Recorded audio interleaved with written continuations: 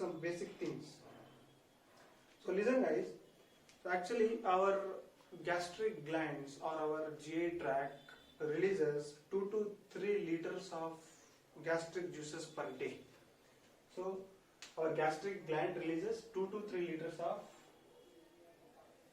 gastric juices per day, and consider this is a gastric gland, this is a stomach, and in the stomach we have many types of cells. So in that we have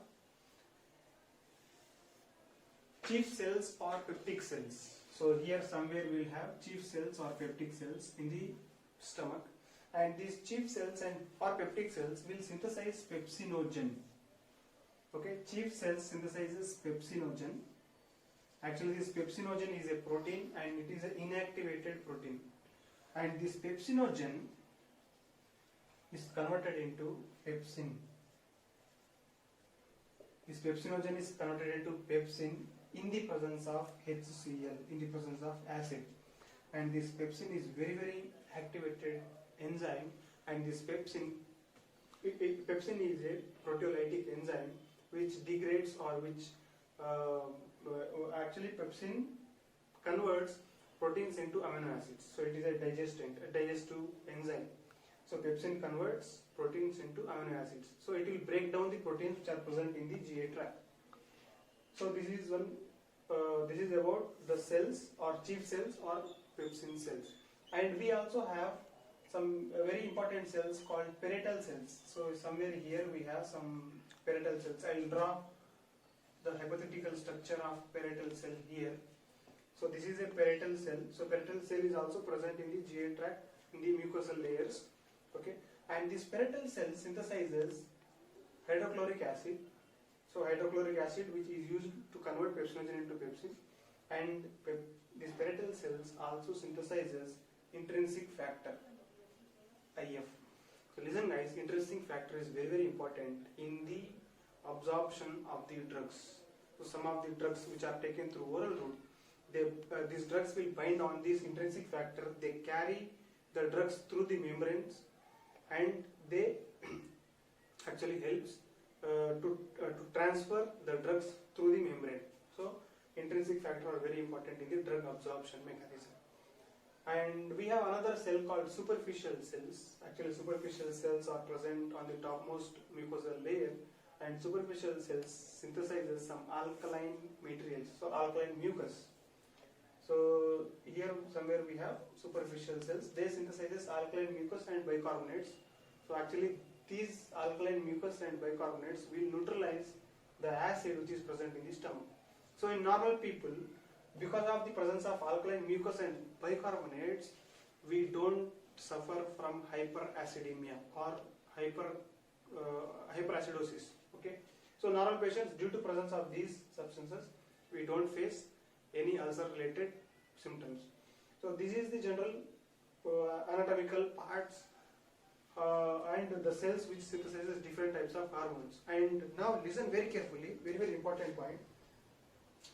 Actually parietal cells are the very important cells which are present in the stomach, which synthesizes HCl, and these parietal cells will have 3 to 4 different types of receptors. The first receptor is muscarinic receptor, M1 receptor. So I think it is M3. Okay, so muscarinic receptor is present on parietal cell, and we have histamine receptors. We also have gastrin receptors. Okay, and along with this we have prostaglandin E2 receptor. So we have 4 different types of receptors on the parietal cell. Muscarinic receptor, remember this is very important point. Muscarinic receptor, histamine receptor, gastrin receptor, and prostaglandin receptor. So this muscarinic receptor is activated in the presence of acetylcholine. So acetylcholine is synthesized from the parasympathetic nerve, and when acetylcholine stimulates muscarinic receptor, this muscarinic receptor will go and directly activate the proton pump which is present inside the parietal cell, and by activation of this proton pump, HCl will be released out. So this is the mechanism of release of HCl. And we also have histamine receptor. So histamine receptor is activated by the histamines which are released or synthesized from the actually histamine is synthesized from mast cells. Okay, so mast cell activation and release of histamine or in the presence of. So we also have histamine receptor on the parietal cell. So histamine receptor is activated by the histamines which are synthesized from mast cells, and histamine receptor is also activated by some irritants in the stomach due to excess intake of masala items, usually we call masala items, and that particular items will stimulate histamine receptors, and by the stimulation of histamine receptor, the histamine activation will go to proton pump, and again the same reaction occurs like muscarinic receptor, and HCl is released from the parietal cell. And we also have gastrin. Gastrin receptor is activated by the gastrin. Gastrin is a hormone which is released or which is synthesized in the presence of food or when we take excess amount of food.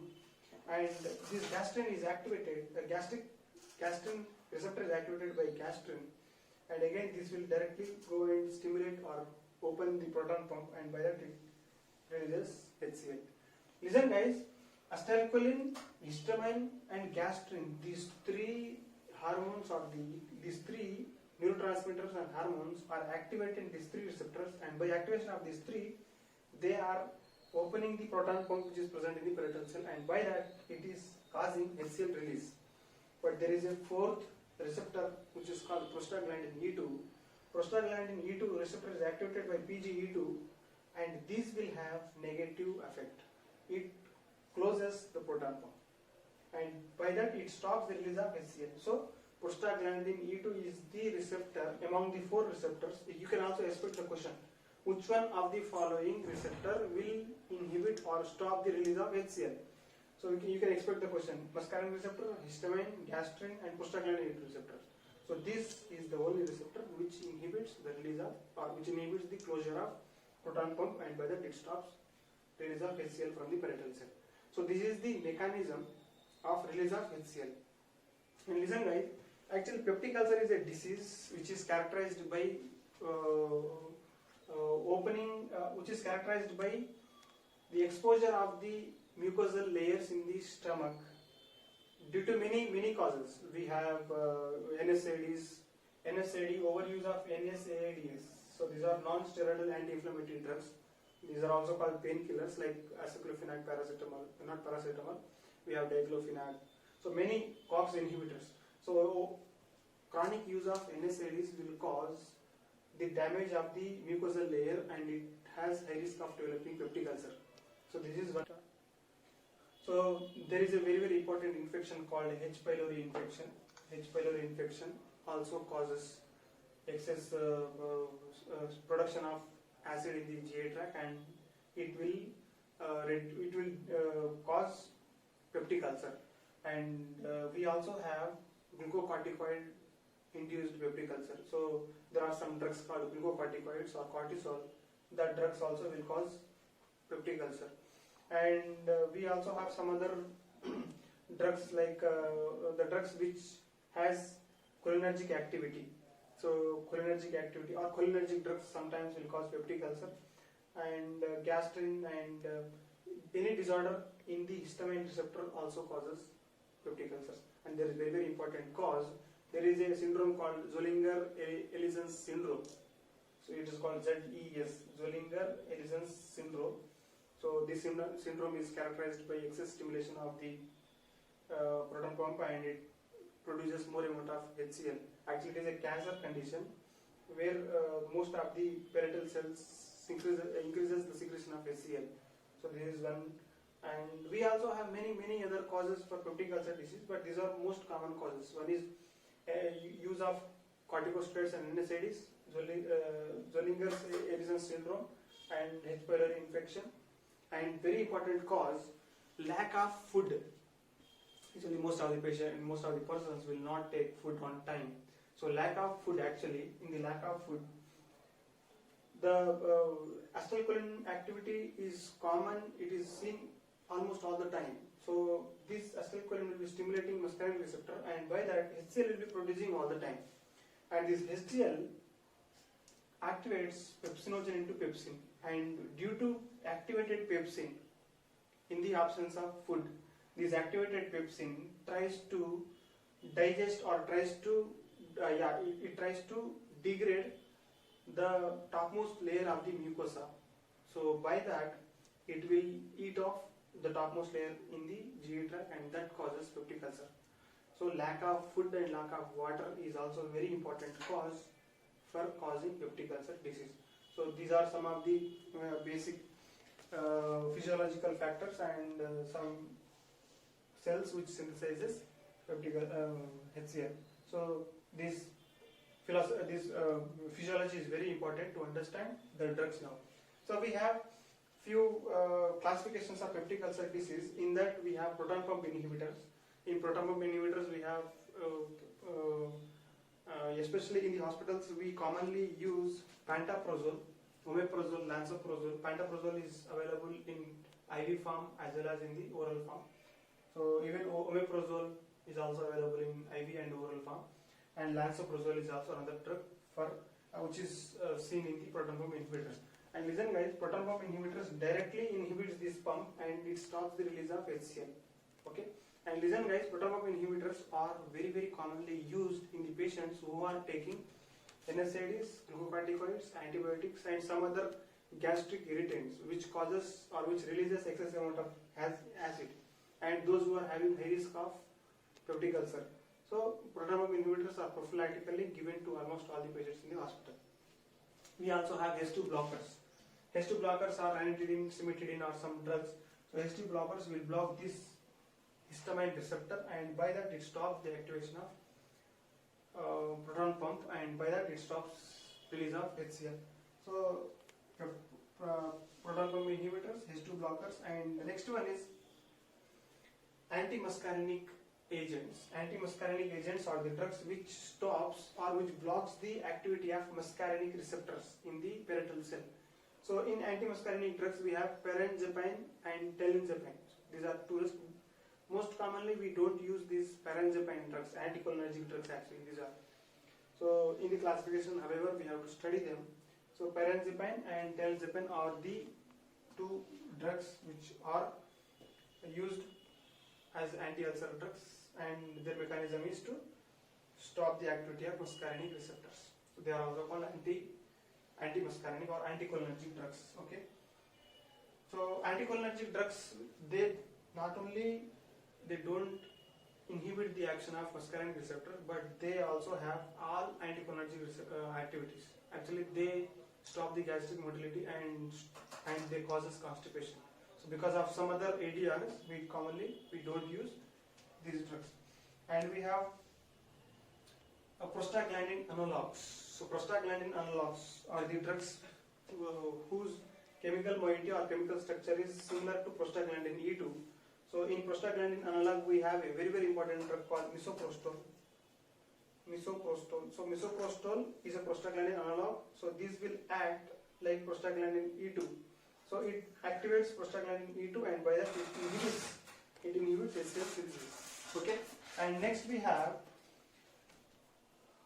ulcer protectives actually. So in ulcer protectives we have sucralfate and bismuth subcitrate. So these are the two drugs in ulcer protectives. And next one we have the drugs which neutralizes the acid which is synthesized or which is produced in the stomach. So in neutralizing agents we have sodium bicarbonate. Actually sodium bicarbonate is available in the parenteral form as well as in the oral form. So sodium bicarbonate is the drug which neutralizes the acid. And we have magnesium hydroxide and aluminum hydroxide and calcium carbonate. So these are the antacids. We call these drugs are antacids. So these antacids are available in the mostly they are formulated as syrups. Okay. So while using these antacids, we have to shake the bottle properly before having antacids. And antacids are taken just before food or after food, and it can be taken 4 times a day. So whenever we feel the symptom of burning hypogastric, actually in the peptic ulcer patient will have severe burning sensation in the abdomen. Actually epigastric pain is commonly seen. So whenever a patient feels the epigastric pain, they can take antacids. Okay. So this is very important point. And remember guys, antacids are strictly, they are not taken when a patient is taking calcium or some other agents, and these antacids are strictly, they are not given along with digoxin and levothyroxine, and they are also not given along with tetracycline. So this is very important because they causes severe interaction. And next we have anti-H. pylori drugs. Previously I was telling you peptic ulcer is caused due to the H. pylori infection.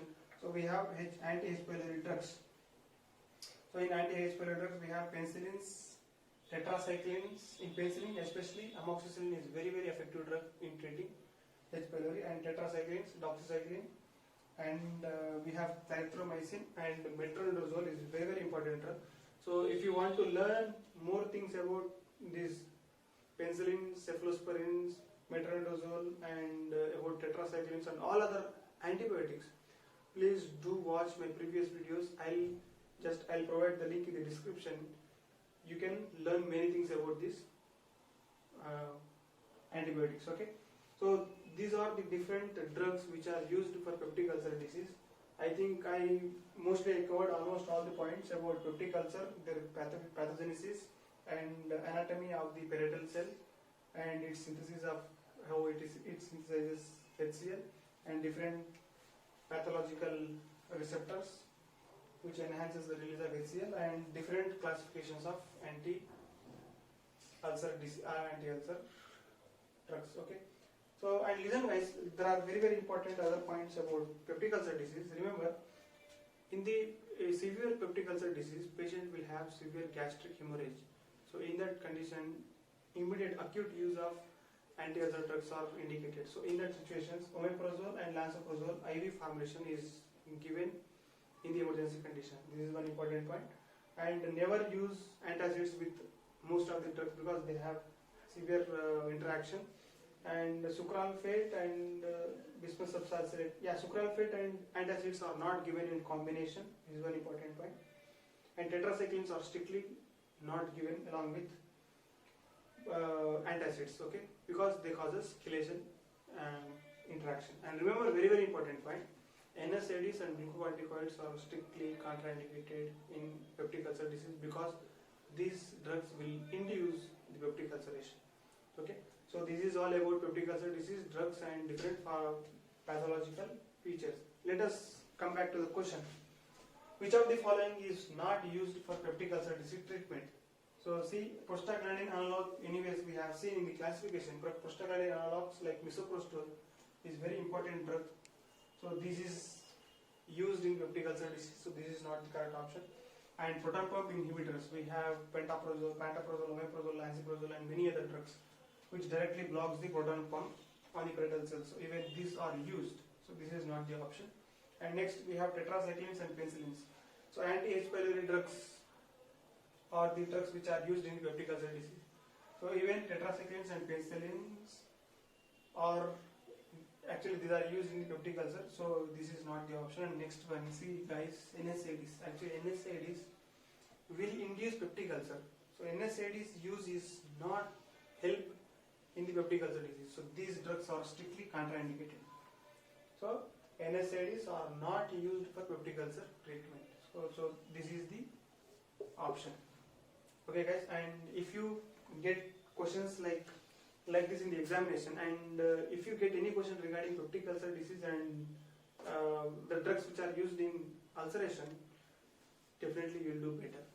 And listen guys, if you learned something from this video and if you liked it, please do share with friends who are seriously preparing for GPAT examination, and please do share with them.